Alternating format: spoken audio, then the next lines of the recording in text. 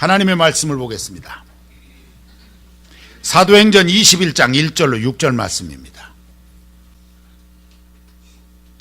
찾으신 줄 알고 제가 봉독을 해드리겠습니다. 우리가 그들을 작별하고 배를 타고 바로 곳으로 가서 이튿날 로도에 이르러 거기서부터 바다라로 가서 베니게로 건너가는 배를 만나서 타고 가다가 구브로를 바라보고 이를 왼편에 두고 수리아로 항해하여 두로에서 상륙하니 거기서 배에 짐을 풀려 하밀러라. 제자들을 찾아 거기서 이레를 머물더니 그 제자들이 성령의 감동으로 바울더러 예루살렘에 들어가지 말라 하더라.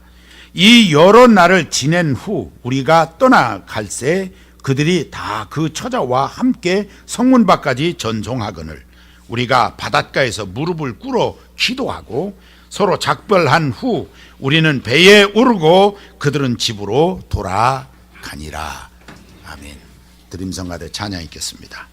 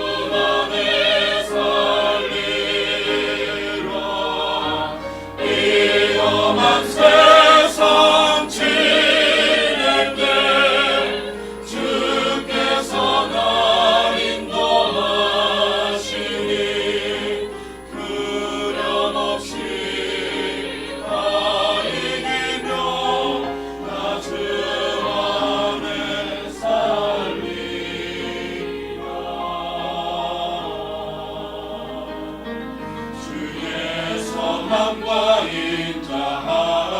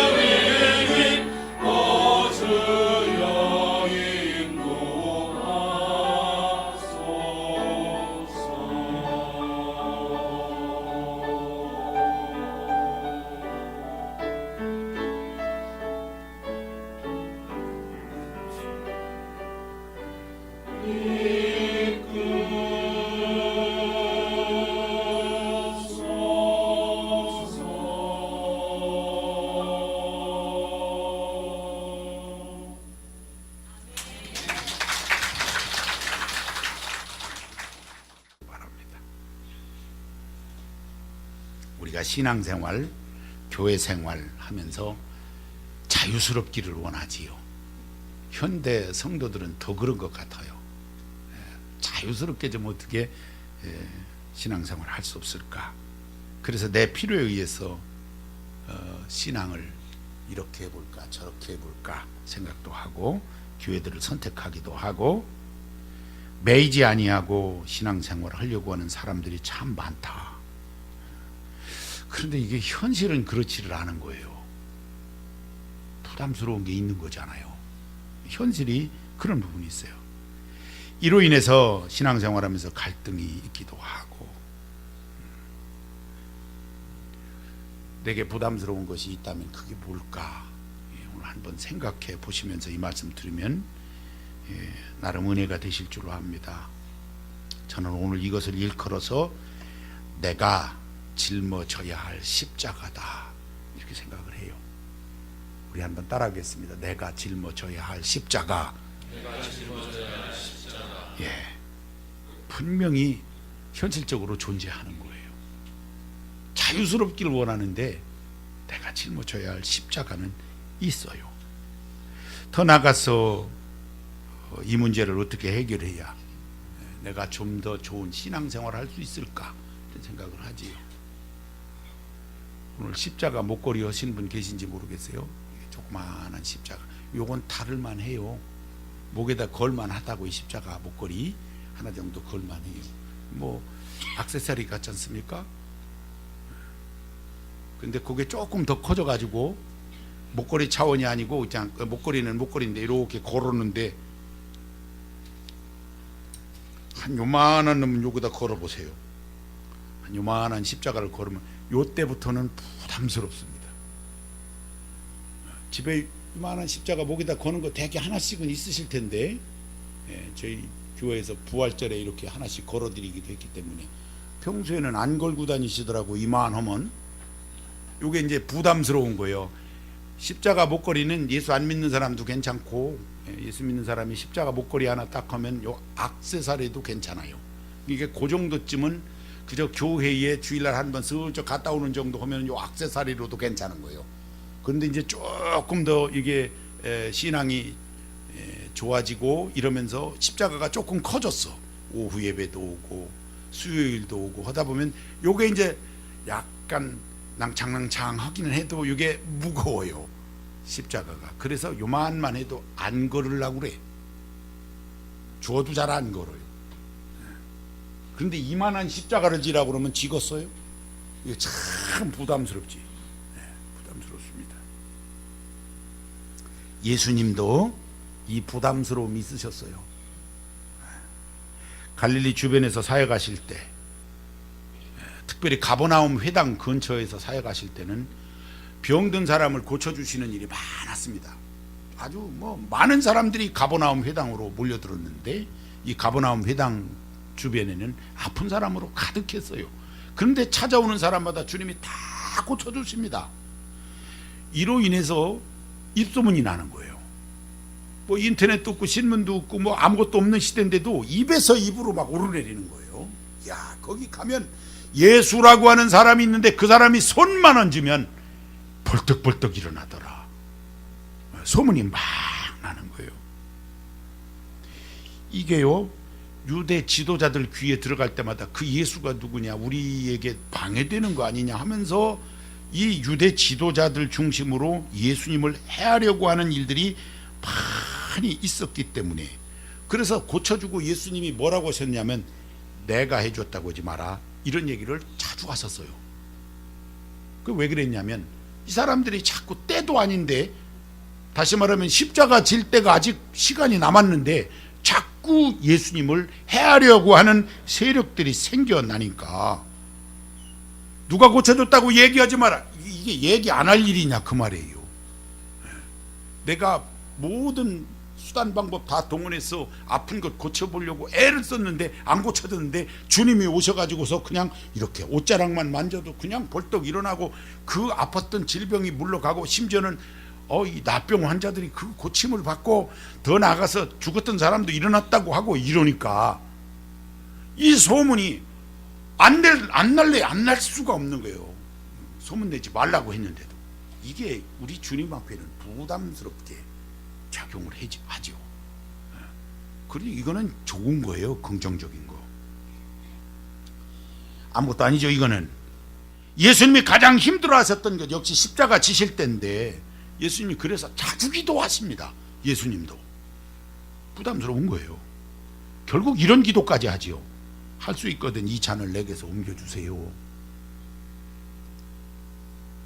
졸다 주무시면은 주님이 이렇게 잔이 왔다 갔다 한 줄 알아요. 눈을 크게 뜨시고요. 예배실이 따뜻해가지고 졸음이 오실 수 있어요. 그리고 어제 김장하신 분들은 이해가 가요. 피곤하실 거예요. 잘 들어보세요. 예수님이 부담스러운 거예요. 이 잔을 내게서 옮겨주세요 하고 하나님 앞에 기도한 적이 있었다니까요. 예수님의 부담스러움이 있었어요. 마태복음 19장에도 보면은 이 부담감을 떨쳐버리지 못하고 힘들어하는 청년이 있었습니다. 이 젊은이가 부모로부터 상속을 받았는지 돈이 많았어요.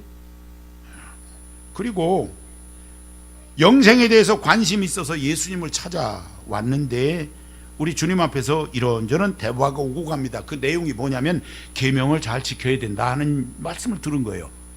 그래서 대답하기를 소위 십계명에 관계된 이야기를 이렇게 쭉 하면서 그거 다 이렇게 지켜서 11조도 드리고 거룩하게 안식일도 지키고 이렇게 다 해왔습니다 얘기를 해요. 윤리나 도덕적으로 볼 때 이 청년에게 아무런 문제가 없어요. 사실 괜찮은 청년이에요. 돈 많지, 나름 그냥 이렇게 윤리도덕적으로 문제가 없고 신앙생활을 한다고 했으니까 이만한 청년을 남편으로 맞으면 굉장히 복이 있는 거예요. 우리 결혼을 앞둔 앞으로 해야 될 청년들이 이런 청년을 만나면 좋겠지요. 아멘도 안 해. 우리 소희 선생만 빼놓고는 그렇게 되시기를 축원합니다. 이왕이면 돈도 많고 신앙생활 잘하는 사람 만나면 좋지요. 그런데 우리 주님이 이 청년과 대화를 하다가 뜻하지 않은 말씀을 해요. 이 청년이 원치 않는 얘기. 이 청년은 솔직히 잘 살으니까 이렇게 잘 사는 게 나름 재밌었던 것 같아요. 좋았던 것 같아요.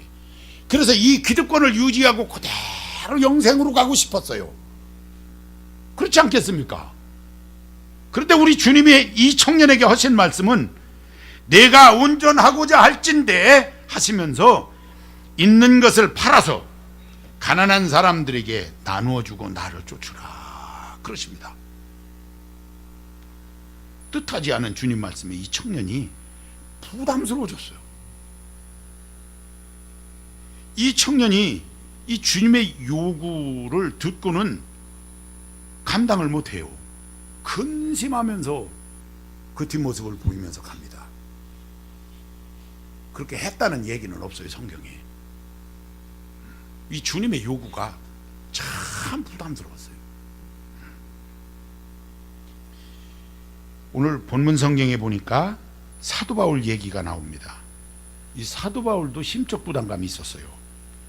3차 전도 여행을 마쳤는데 출발을 어디서 했냐면 안디옥에서 했어요. 이 선교사가 처음 이렇게 출발할 때 1차부터 안디옥에서 하고 안디옥으로 돌아왔단 말이죠.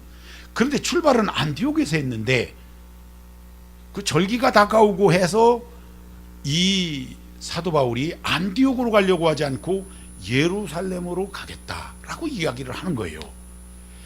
그 예루살렘의 절기가 돼서 유대인들이 다 모여드는데 그러잖아도 2차 전도 여행 때부터 뒤를 쫓아다니면서 그 할례 문제로 계속 깐족대면서 이 복음을 전하는 데에 해를 끼치는 사람들이 있었어요.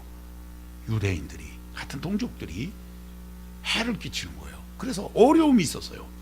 근데 이렇게 어려움을 주던 사람들이 예루살렘으로 모여들고 있는 그때에 사도 바울이 내가 예루살렘으로 가겠다라고 하니까 기도하는 사람들이 이건 안 된다. 성령이 충만한 사람이 기도해 보니까 예루살렘에 다 모여들고 있는 거예요. 그러니까 사도 바울에게 얘기를 합니다. 그 예루살렘으로 가면 안 됩니다. 그 예루살렘에서 큰일 납니다. 오늘 읽은 본문 성경 외에도 빌립의 딸들이 예언하는 자들이라 그랬어요. 이 딸들이 기도해 보니까 거기 가면 결박당하는 거예요. 아유, 거기 가면 안 됩니다. 모두 말리는, 만나는 사람마다 예루살렘으로 가면 안 됩니다, 안 됩니다, 이 얘기를 하는 거예요. 그 이야기를 들을 때 물론 사도 바울은 복음을 전하려 하면은 목숨도 아끼지 않는다라고 얘기를 하면서 나는 예루살렘으로 간다 이야기를 하고 있지만 그 심정을 한번 생각해 보세요. 거기서 일어날 일들을 생각하면서 이거 부담스럽지요. 이거 부담스러운 거예요. 결과적으로는 아버지가 기뻐하시는 대로 내가 가야 되지 않겠냐 하고 갑니다. 여러분은 이런 부담스러움이 없으신지요? 제가 27살에 신학교를 갔는데 그 이전에 청년 시절에 목사님들이 복귀만 하면 너는 신학교 가라 이 얘기를 계속 하는 거예요. 나는 하고 싶은 게 따로 있는데 자꾸 저보고 신학교를 가라는 거예요. 부흥에 오신 목사님도 기도하다가 또는 제가 이제 찬양 인도를 하고 이렇게 하니까 목사님이 그 부흥 강사 목사님이 저 밥 먹을 때마다 저 구팅에 앉아 있는 저에게 첫 청년 신학교가 있는데 왜 밥을 잡수시면 그냥 잡수시면 될 것을 구팅에 앉아 있는 청년 가리키면서 저 청년 신학교 신학생이냐고 물어보는 거예요. 아닙니다. 신학교 가야 돼. 꼭 이러시는 거예요. 최자실 목사님이 일주일 동안 시민회관 여기 대전 시민회관에서 집회할 때 찬양 인도자로 제가 갔는데 마지막에 기도하시고 이제 가시면서 저를 그 강단 위에서 그분은 기도를 안수를 그 장소가 그래서 그런지 입구에서 기도를 하세요. 나가는 문 앞에서. 근데 이제 단 위에서 제가 찬양을 하고 있는 저를 머리다 손을 얹고 기도를 하는데 그 기도 내용이 신학교 가서 좋은 주의 종 되라고 기도를 하는 거예요. 나는 생각이 다른 데 있는데 얼마나 부담스러운지. 왜냐하면 제가 낮에는 시간이 있는 사람이었잖아요. 사연이 있어요. 낮에 시간이 있는 이유가 밤에만 출근하는 남자라 이 낮에 시간이 있으니까 낮에 교회에 자주 들렸어요. 그런데 누가 돌아가셨다고 그러면 목사님이 저를 데리고 가는 거예요. 교회에 제가 있으니까. 요즘처럼 이 장례 문화가 이렇게 장례식장이 있던 시절이 아니고, 그리고 병원에서 돌아가시는 것보다 되게 밖에 나가서 돌아가시려고 하면 모시고 와서 집에서 돌아가셨어요. 옛날에는 밖에 병원에 계셔도 돌아가시려고 하면 집으로 모셨던 시절이요. 집에서 돌아가시니까 그때 당시 목사님들은 누가 돌아가시려고 그러면 가서 찬송 부르고, 그리고 돌아가시고 난 다음에는 이렇게 시신을 이렇게 잘 수습해 놓고 그 다음에 또 가가지고 염을하고 하는 일을 목사님들이 하셨어요. 아니 나를 꼭 끌고 다니시네. 교회에 있으니까 가자. 그래서 제가 20살 간 넘어서부터 계속 어느 분 돌아가시면 같이 찬송을 부르고 이걸 많이 했어요. 어떤 분은 가서 그냥 날빛 보다 이렇게 찬송 시작하는데 숨을 거두는 분이 있어요. 은혜요, 이거 은혜요. 그런데 1시간 지나 2시간 지나 곧 넘어갈 듯 하다가 가만히 계서 돌아가셨나? 그러면 꼭 허리 밑에다 손을 넣으시더라고. 허리가 착 깔았는데는요. 허리 밑에다. 왜냐면요, 가만히 돌아가시면 돌아가신지 몰라요. 근데 이렇게 손을 쓱 넣어보면 아닌 것 같거든? 근데 좀 있으면 다시 푹. 어떤 분은요, 찬송을 2시간, 3시간 또 안 돌아가셔서 3일, 4일 막 뒤에 돌아가시는 분 있어요. 그러면 막 수시로 가서 찬송만 부르잖아요. 따라간 제가, 믿음 없는 제가, 이게 죽을 지경인 거예요. 그거를 다 그렇게 목사님 하시는 일을 봤어요. 그리고 또 그렇게 하고는 돌아와서 금요일이면 철야 기도 인도로 꼴박 이 밤을 꼬박 새잖아요. 나보고 신학교를 가라고 그러시네 자꾸. 그런 걸 많이 보고 아유 저거 할 거 아니다, 못하겠다 이러고 생각을 하고 있는데 자꾸 신학교를 가라는 거예요. 얼마나 부담스러웠는지 몰라. 결혼을 앞둔 처자들에게 언제 결혼하지? 이렇게 묻는 거하고 이해가 가. 그 이해가 가. 신학교 언제 갈 거냐고 자꾸 다구치니까. 여러분은 어떤 부담감이 있으신지. 큰 교회 작은 교회 그거 구분해서 부담감이 있고 없고 한 건 아니에요. 자식 자신의 역할에 따라서 조금씩은 다른데 그래도 비교적 큰 교회보단 조그만 교회가 조금 부담스럽죠. 개척 때부터 있으셨던 분들은 아마 부담스러우셨을 거고 중간에 잘 이렇게 가신 분들도 이게 부담스러워서 가셨을 수도 있고 그래 이해가 됩니다. 예, 충분히 이해가 돼요.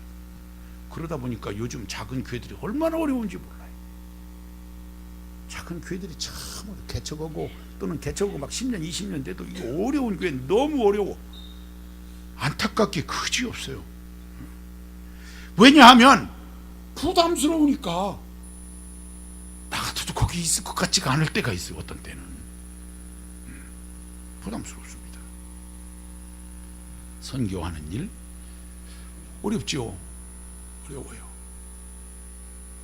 이 깃발이 이렇게 찬란하게 이렇게 서 있는데 7나라 7 선교사님 뒷바라지 쉽지 않지요. 우리 교회가 내년에 기 하나 더 꽂으려고 그래요.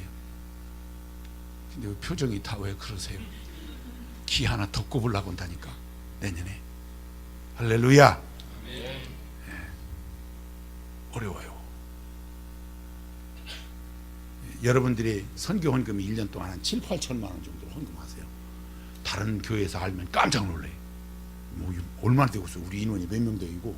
근데 이게 몇 명 안 되는 사람들이 7, 8천만 원을 이게 헌금해 가지고서 우리 선교사님들 사역을 뒷바라지를 해요. 그 돈 가지면 우리 교회는 풍부해. 우리 교회만한 교회가 선교 안 해도 누가 말할 사람 아무도 없어. 선교 안 한다고 뭐라고 할 사람이 아무도 없어요. 우리만한 교회는. 이거 부담스럽지요. 아마 이 비용 가지면 우리가 교회가 막 널널할 거예요. 막 바닥에다 카페트 쫙 깔고 1년에 한 번씩 새로 싹 깔 수도 있고 막 이거 뭐 지붕 뜯어가지고서 막 그 위로 막 계속 지어 올라갈 수도 있고 충분히 할 수 있을 거예요 아마. 근데 왜 우리가 이걸 해야 되냐? 이 부담스러운 것을 왜 해야 되냐? 교육하는 일 쉽지 않아요. 교육도 쉽지 않아. 공간 우리 어린이들 청소년들 다 만들어지고 우리 어르신들은 식사하시고 나면 갈 곳이 마땅치 않아요. 우리 어른들이 다 이해해 주시니까 그렇지. 애들 공간은 넉넉하고 뭐 사실은 저도 그래요. 어디 가서 앉아 있을 때가 주일날은 여기 갔다 저기 갔다 반가워지도 않아. 어떤 사람들 부담스러워갖고 목사 옆에서 밥도 먹으려고 그러라네. 내가 뭐라고 허기를 하나. 근데 누가 반가워를 하네. 뭔 소리 들을 것 같기도 한가. 자꾸 슬슬 옆으로 눈 더 쳐다보고서 피해가는 것 같고. 근데 애들 공간 뭐 1층 2층 애들 다 5층 어린이 청소년 주고 여기 우린 예배실 하고 4층 밥 먹는 데밖에 없는데 거기도 또 밥 먹는데 제가 앉아있으면 말을 안 해요. 사람들이 얘기를 않더라고. 목사님 들으면 나쁜지. 원래 저 보는 데서는 저 욕하면 안 돼요. 전 마음이 약해요. 그러니까 안 보이는 데서 해야 돼요. 안 보이는 데서 하는 건 괜찮아요. 애들 가르치는 것 때문에 교회 예산을 많이 쓸 수도 있어요. 내년에는 또 우리 청소년들이 소아시아 지역에 우리 7 교회가 있던 곳 믿음을 지키기 위해서 땅속으로 파고 들어가서 150년을 살았던 갑바도기아 성도들의 흔적들을 보고 이러면서 우리 청소년들이 여행을 하는 것이 내년이니까 내년에 예산에 또 반영을 해야 되고 쉽지 않아요. 다른 데는 허리띠를 졸라매고. 그거 안 한다고 누가 뭐라고 할 사람이 어디 있어요? 그거 안 해도 된다고 그러지. 근데 우리가 가정에서 아이들 교육을 위해서 보통 20에서 30% 정도 비용을 쓴다고 하더라고요. 소득에. 애들 교육을 위해서. 우리 교회가 애들을 위해서 20에서 30% 쓰냐면 그만큼은 못 써요. 한 내년 같은 경우는 그저 한 20%쯤 되겠네요. 평소에는 그 정도 안 돼. 10% 조금 넘어갈 거예요 아마. 부담스럽지요. 봉사하는 것도 그래요. 옆에 있는 아이들이 밥을 굶는다고 그러는데 우리는 잘 먹고 지내니까 이거 마음이 안 좋잖아요. 나눠 먹어야 하잖아요. 같이 먹어야 되잖아요. 그래서 여러분들이 헌신을 해주고 있고 그러니까 너무 감사하고 그래요. 이거 봉사하는 거 안 한다고 누가 뭐라고 할 사람 없어요. 동네 사람이 뭐라고 하나요? 뭐라고 안 해요. 다른 교회가 뭐라고 하나요? 안 해요. 그 호자니까 또 이거 조금 부담스럽잖아요. 또 하려니까 부담스럽고 생각을 해봅니다. 이 부담스러움이 가만히 생각해 보니까 주님이 좋아하시는 거거든요. 이게 부담스러운데 알고 보니까 주님이 좋아하시는 거네. 그래서 이것이 내가 짊어져야 할 십자가인 거예요. 근데 그 큰 십자가를 목사님 혼자 지세요. 그러지 말아요. 같이 지면 나눠지면은 조금 조만한 걸로 같이 질 수 있잖아요. 그 얘기 하려고 하는 거예요. 그 얘기. 우리 개인 신앙생활도 마찬가지예요. 어떤 분은 그래요. 그 대표기도는 우리는 뭐 평신도 막 돌아가니까 아이고 그것만 좀 없으면 교회를 좀 다닐 수 있겠는데 빼드리는 분들도 있어요. 솔직히 그것만 좀 없으면 좀 어떻게 좀 다녀보겠는데 이게 부담스러운 거예요. 그리고 기도 순서가 딱 돌아오면 일주일 내내 스트레스 받는다는 거예요. 일주일 내내 이번 주 기도인데 이거 어떻게 적어 갖고 오시라니까요. 그래서 제가 부담을 덜어드릴 수 있는 방법은 적어라. 기도를 적어. 근데 그 적는 기도가 우리를 아주 감동시켜요.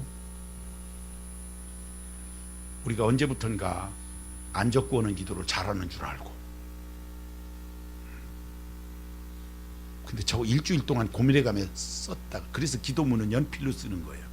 썼다가 지우고 썼다가 지우고.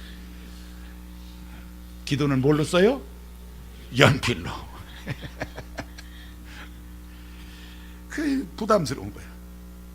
그것만 안 시켜도 좋겠는데 하고 밥 퍼는 것만 좀 안 했으면 좋겠는데 그 돌아가는 거, 그 밥 퍼면서 돌아가는 거 이 밥 하는 것만 좀 안 시켰으면 좋겠는데 그래서 그 부담을 줄여드리려고 제가 고깃국 끓이고 간단하게 김치만 내놓고 애들이 있으니까 김 주면 거기다 말아 먹는다 그랬더니 왜 도로 돌아갔나 몰라 또 막 겉절이도 있고 한데 다 있는데 막 이것도 하고 저것도 하고 오늘도 난리 났을 것으로 예상되어져요. 저 위층에 일의 맛집 식당 하는 집사님이 또 식사당번이요. 또 난리 났을 거예요. 잘하고 싶어서. 그건 좋은데 이거 부담스러운 사람이 있어요. 부담스러운 사람이. 그래서 그게 메뉴도 정해주는 거예요. 그냥 국 하나 밥 하나 김치 하나 애들 때문에 김 하나. 설거지만 없어도 좀 댕길 만한데 어떻게 집에서도 안 하는 설거지를 교회 와서 시킨대. 이럴 수도 있고 새벽기도만 없으면 신앙생활 할 만한데 그 월삭이라는 게 또 성경에 있어가지고 꼭 한 달에 한 번씩 새벽기도를 하래. 월삭. 오늘이 월삭이에요. 근데 어제 김장하시고 오느라고 많이 못 오셨어요. 이해해요. 그거 뭐 빠질 수도 있지 뭐. 그렇다고 지옥 가고 그런 건 아니니까 어쨌든 부담스럽지요. 이게 부담스러워. 11조가 걸리는 분이 있어요. 저는 헌금 설교 잘 안 해요. 11조가 부담스러울 수 있어요. 이게 그렇죠. 11조 해야 된다는데 이게 11조 부담스러울 수 있어요. 전도 교회에서는 자꾸 강조를 할 수 있거든요. 전도 부담스러울 수 있어요. 우리 개인 생활에 이런 부담스러움이 있어요. 또 처음 신앙생활하는 사람은 어이구 이게 어째 주일 일요일마다 모인데 이걸 한 달에 한 번만 모여도 절가는 두어 번만 1년에 가면 되는데 이게 어째 교회는 일주일에 한 번씩 가냐 이게 그럴 수 있습니다. 그게 부담스러울 수 있어요. 이 부담스러운 것들을 알고 보면 이게 주님을 기쁘시게 하는 것들인 거예요. 한꺼번에 다 감당하기는 어려운데 제일 부담되는 게 뭔지를 생각해 보세요. 내가 신앙생활하는데 제일 부담이 되는 게 뭔가. 이 부담스러운 십자가의 특징이 있습니다. 세 가지. 간략한 세 가지예요.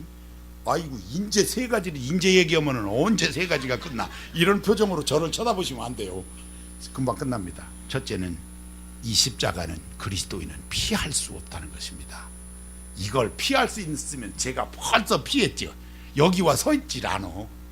이게 안 피해져요. 제가 군대 가가지고 사고가 나가지고 그 철책선 철망에 얼굴이 끼었어요. 눈에서 이 사고가 나가지고 그 바람에 병원에 누워갖고 한쪽 눈은 감고 한쪽 눈으로 성경 보는데 처음으로 성경 보는 거예요. 내 자발적으로 성경 본 게 한쪽 눈으로. 이사야서 43장 1절에 가서 너는 내 것이라 그 말씀에 걸려갖고 예 제가 나가면 주님 말씀대로 하지요. 그때 결정했어요, 제가. 예. 거기다가 딱 꽉 쳐박아야 내가 깨달으니. 근데 놀라운 것은요, 신학교에 가서 공부를 하고 이래가면서 또 목회자로서 물론 부담감은 있지만 신학교 가라라고 하는 그 부담감이 신학교에 가는 순간 싹 사라지는 거죠. 이거 특이한 거예요. 이 십자가는 피할 수 없는 십자가예요. 사도 바울도 피할 수 없었고 예수님도 피할 수 없었어요. 그래서 어떻게 했어요? 이거 하나님 뜻이기 때문에 그냥 갔어요. 갔더니 자유해진 거예요. 그 십자가를 짊어지고 자유해지는 거예요. 두 번째로는 그 십자가가 꼭 어디로 오느냐면 내가 제일 자신이 없거나 아니면 내가 막 애착이 가는 거 있어요. 그걸 하나님이 요구하실 때가 있어요. 이게 내게 크게 부담감으로 작용합니다. 나에게 약점일 수 있는 부분이 있는 거거든요. 부자 청년도 그랬고 그걸 요구를 하시는 이게 부담스러운 거예요.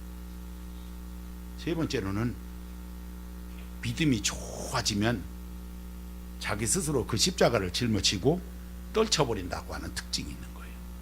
오늘 오시는 분들 중에 주일이 부담스러운 분이 있으실 거지만 아마 그 부담은 어느 정도 떨쳐내셨을 거예요. 주일, 아이고 주일이네 가야지 하고 다 그거 떨쳐버리고 오신 줄로 믿습니다. 그 정도쯤은 거짐 되셨을 거예요. 주일에 대한 부담감이 있는 건 아니고 주님 앞에 가는 거에 대해서. 오후 예배가 부담스러운 분도 있을 수는 있겠지. 그런데 참여하시면 그 부담감이 다 사라진다. 이런 특징이 있다는 거예요. 이런 특징이 있다. 주님이 잡히시기 전날 밤 겟세마네 동산으로 우리가 한번 가봅니다. 제자들과 함께 기도하는 모습을 볼 수 있는데 십자가 처형을 주님이 모르는 게 아니라 알고 계셨어요. 점점 그 순간이 다가오고 있다는 사실을 우리 주님이 숨기시지 않습니다. 그래서 제자들에게 얘기합니다. 내가 고민하여 죽게 되었으니 너희는 여기 머물라 나와 함께 깨어 있으라. 기도해달라는 부탁을 한 거예요. 나와 함께 깨어 있자. 그리고 하나님 앞에 기도하는데 그 기도 내용의 말미에 어떤 기도가 나왔냐면 내 아버지여 만일 할만하시거든 이 잔을 내게서 지나가게 하옵소서. 십자가 앉았으면 좋겠다 그 말이에요. 그러나 나의 원대로 마옵시고 아버지의 원대로 하옵소서 하고 주님도 그 부담스러운 십자가를 하나님 아버지의 뜻이기 때문에 내가 그 십자가 지고 가겠나이다 하고 그 길을 가시지요. 그 다음 날부터.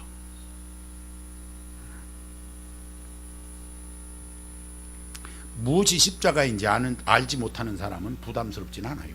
부담감이 없어요. 중요한 사실은 내가 깨닫는 은혜가 있고 알아듣는 거예요. 아, 지금 목사님 얘기하는 게 무슨 얘기인지 알겠다. 알아듣는 거예요. 그뿐 아니라 믿음이 점점 생겨지다 보니까 내가 이걸 해야 되는데 이게 무슨 얘기냐면 이 부담스러움이 그리스도인으로서의 책임이라는 사실을 느끼기 시작하는 거예요. 이것이 하나님 앞에서 내가 해야 할 사명인가? 라는 생각을 하기 시작하는 거예요. 그랬을 때 이게 부담스럽지만 해야 할 텐데 그런데 하지는 못하니까 이 부담감 때문에 편치 않은 거예요. 편치 않은 거예요. 어느 분이 저에게 그런 얘기를 해요. 11조 때문에 늘 기도했다 그래요. 이해합니다. 제가 청년 시절에 돈 세보면 이거 내가 이만큼 11조 할 수 있는 조금 빼야지 이랬던 적이 많았거든. 청년 때. 이거 내가 이게 뭐 청년이 돼가지고 이만큼을 내가 할 일이 뭐가 있나 이랬어요. 술집에 가서 노래해갖고 받아온 돈 갖고 그게 하나님 앞에 합당치도 않은 돈인데도 그러다가 군대를 딱 가가지고 월급을 받았어요. 훈련병 월급 2등병 월급이에요. 1,080원 받았어요. 그래서 11조 해야지 교회 가가지고 넉넉하게 110원을 드렸어요. 주님이 기뻐하셨을 거야. 그때 제가 얼마나 마음이 좋았는지 알아요? 110원을 하나님 앞에 드리고 그렇게 제가 기뻤어요. 제 경험을 얘기하는 거예요. 제 경험을. 11조 110원. 군인 당시 110원은 아마 한 3, 4천 원은 됐을 거예요. 지금으로 따지면 화폐 가치로. 왜냐면 콜라 하나에 50원밖에 안 했으니까.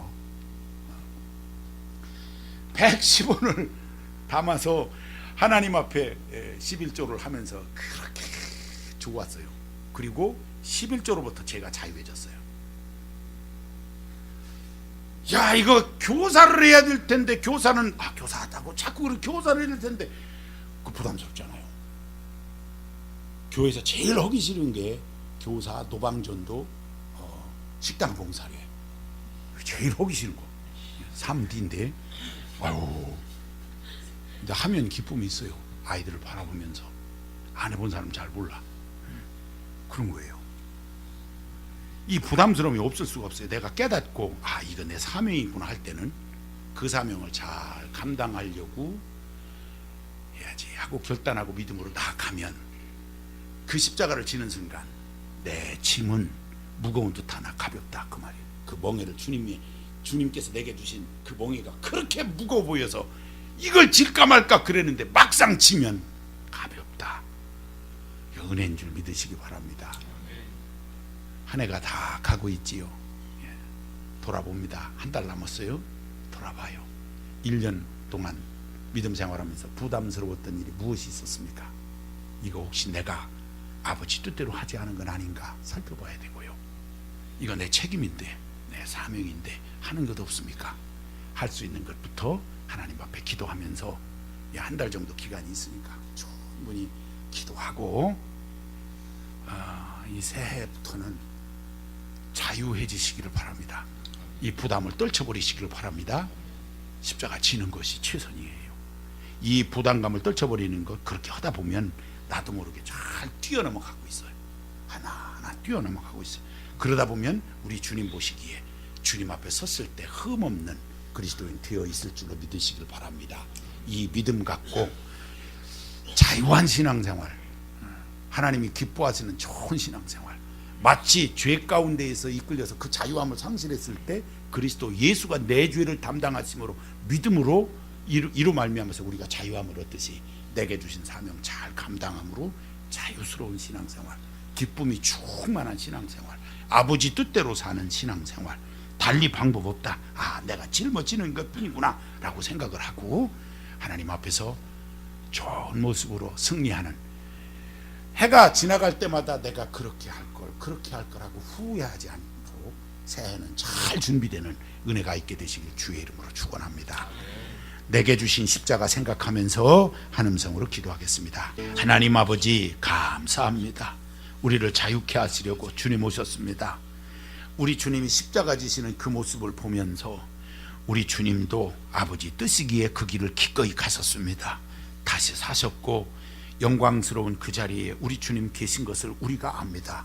우리도 이 부담스러운 우리가 짊어져야 할 크고 작은 십자가가 있는데 이것이 피해질 수 있는 것이 아니라는 것을 오늘 말씀을 통해서 깨닫습니다. 하나님, 내게 주신 그 사명, 그 책임을 다하여 우리가 하나님 앞에서 자유해질 수 있게 하여 주옵소서.